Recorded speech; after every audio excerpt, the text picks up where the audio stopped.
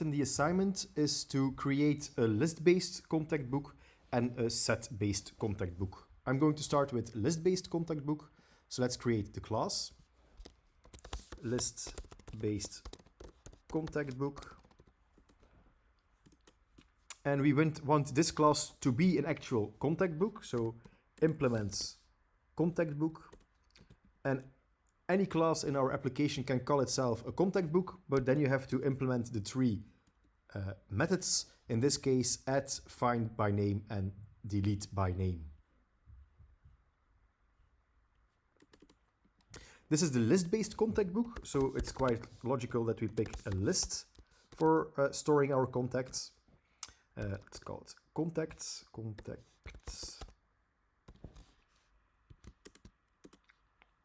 Like this. You could initialize it in the constructor, which I did in the map-based contact book, but this time I'm going to do it in here. We can pick either array list or linked list. That doesn't really matter as long as it's a list. Okay. So how are we going to add a contact?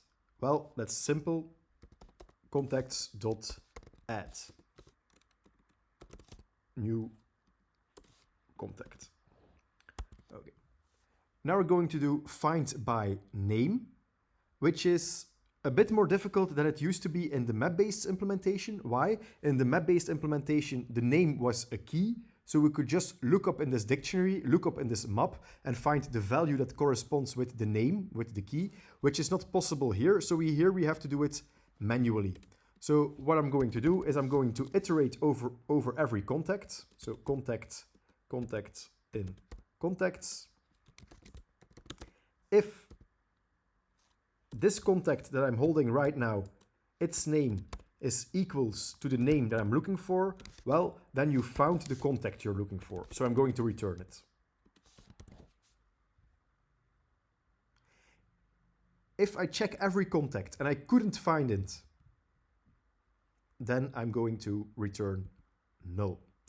And I'm going to do exactly the same thing with delete by name. I'm going to check every contact. If the contact name equals the name, then I found the contact. And let's take a look at the list implementation. There exists a method called remove, which expects an object and it will be removed. So remove this contact. Okay. If we find it, we can return immediately. Okay. There was one extra thing we had to do. When adding a contact, the name should not yet exist. So what should we do here? We should put an if. Again, this was easier in the map-based implementation because we just could check for in the dictionary in this map, does this key exist? Here that doesn't work, but luckily we have this find by name method implemented. So let's try to find the person by name.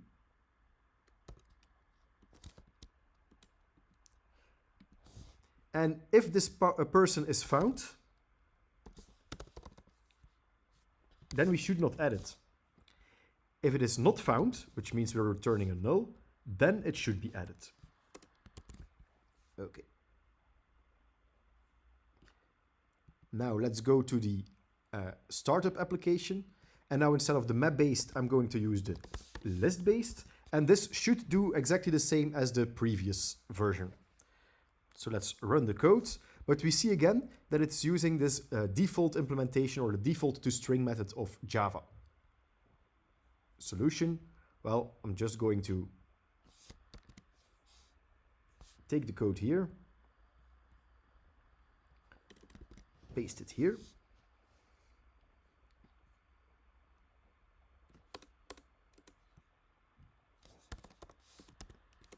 So I'm creating an empty string, which I will be returning at the end. But first I'm going to iterate over all the contacts. So let's run the code again. And we see Alice, Bob, and Carol. However, the reason that they are in this order is because we added them in this order. So if we would change the insertion order, this would no longer work. Okay. So what do we still have to do? right before we print them, we could sort them. Collections